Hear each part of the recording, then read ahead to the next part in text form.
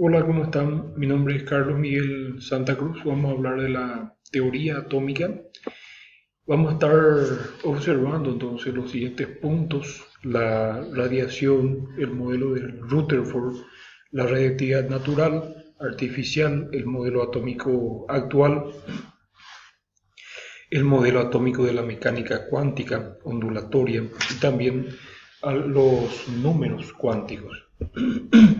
Primeramente, los filósofos griegos trataron de definir los componentes de la materia y comprendiendo la época y la falta de elementos, de instrumentos, entonces ellos consideraban que el átomo, que ya habían definido ese concepto, entonces consideraban que estos átomos estaban formados por tierra, agua, aire, fuego. Entonces, de manera burda, empezaron a definir lo que era la composición del átomo. Posteriormente, entonces, Dalton y su teoría empezaron a definir o empezó a definir el átomo como esferas y gracias a los descubrimientos de Röntgen,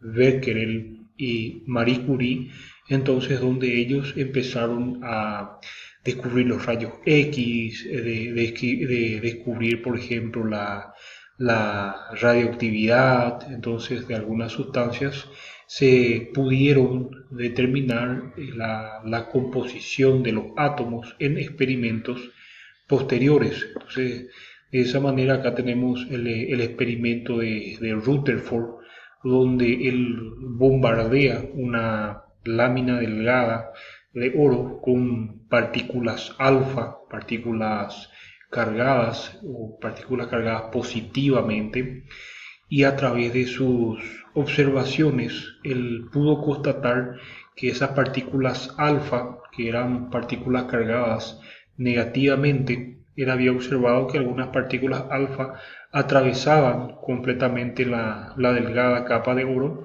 y otras rebotaban por la lámina de oro. Entonces, en base a esas observaciones, él postuló algunas teorías: que el átomo estaba formado, por ejemplo, por una gran cantidad de espacio vacío y que tenía un núcleo muy denso, y como ese núcleo muy denso, que él consideró que la partícula alfa había rebotado por ese núcleo, él consideró que tenía carga positiva o que debería de tener carga positiva, y de esa manera fue definiendo algunos aspectos relativos a los átomos. Entonces, gracias a esas observaciones, posteriormente se pudo constatar de que el núcleo estaba conformado por partículas positivas y se fueron definiendo los niveles energéticos en los cuales se van encontrando los electrones. Entonces, se pudo definir, gracias a experimentos posteriores,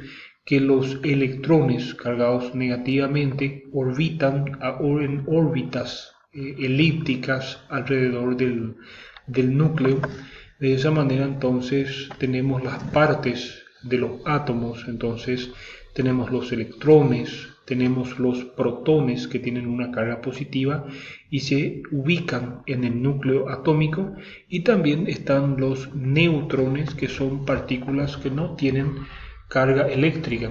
Entonces, de esa manera, estos se van definiendo las características de los átomos, y la ley de Dalton establece las proporciones variables. Por ejemplo, en este caso tenemos la combinación de nitrógeno con oxígeno, que da una proporción 1:1. Entonces los elementos se combinan entre sí en proporciones definidas. Entonces en este caso tenemos dos átomos de nitrógeno y un átomo de oxígeno. De esa manera este compuesto está formado por dos átomos de nitrógeno y un átomo de oxígeno. Entonces, de esa manera, este otro compuesto está formado por un átomo de nitrógeno y dos átomos de oxígeno. Entonces, de esa manera se mantienen ciertas proporciones. Esta es una ecuación química, entonces que nos dice que esto que se escribe a la izquierda son a la izquierda de esta flecha que nos indica que produce o que da cierto tipo de compuestos, entonces son los reactivos, y los que se ubican hacia la derecha de esta flechita horizontal que se ve acá, entonces son los productos. Entonces estos son los subíndices y estos son los coeficientes. De esa manera, entonces, lo que está en rojo nos indica el estado de agregación. Por ejemplo, esto nos indica que esta sustancia es sólida y que esta otra sustancia es líquida. Nos indica que esta sustancia es sólida y L nos indica que esta sustancia es líquida. Entonces, esta flecha que está indicando hacia arriba nos indica que se evaporó. Entonces, que pasó del estado líquido al estado de vapor, y la flechita hacia abajo nos indica entonces que se produjo una precipitación. Acá tenemos entonces una imagen de lo que es la evolución de la teoría atómica, entonces partiendo de John Dalton, que define el átomo como una esfera. Entonces posteriormente J.J. Thomson en 1909, con su modelo de budín de pasas, establece que el átomo es una esfera con cargas positivas y negativas. Posteriormente Rutherford en 1909 entonces propone el modelo nuclear, entonces con un núcleo, entonces acá en este punto, y los electrones orbitando elípticamente alrededor del núcleo positivo, ¿verdad? Entonces Niels Bohr ya va definiendo los niveles energéticos en los cuales se encuentran entonces los electrones orbitando alrededor del átomo, alrededor del núcleo atómico. Entonces posteriormente Erwin Schrödinger establece entonces su modelo de nube electrónica, donde va definiendo los orbitales atómicos donde se van ubicando entonces los electrones. ¿Sí? Tenemos esta imagen, entonces la radiación electromagnética, donde tenemos estas ondas, donde una onda electromagnética es una forma de propagación de esa radiación en los medios donde no se requiere un soporte físico. Las ondas se pueden propagar a través del espacio vacío. Entonces, la energía es igual a esta longitud de onda. Entonces, mientras menos energía tenga una radiación electromagnética, más larga es su longitud de onda. Y mientras más energía tenga o más energética sea la radiación electromagnética, más corta es su longitud de onda, que es la distancia entre estos sucesivos picos y estos sucesivos valles que se observan aquí.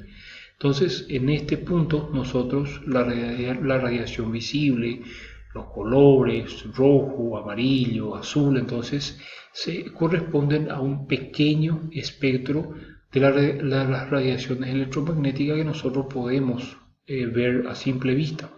Y lo demás, las ondas de radio, microondas, rayos X, rayos gamma de mayor energía, entonces eso nosotros no podemos percibir con el sentido de la vista. Entonces, ¿por qué? Porque en el caso de los rayos gamma y los rayos X tienen una longitud de onda demasiado corta, y los microondas y las ondas de radio tienen longitudes de onda un poco más largas. Entonces, este es el modelo de J.J. Thomson, entonces una esfera donde había cargas negativas y cargas positivas. También se le conoce como modelo de budín de pasas.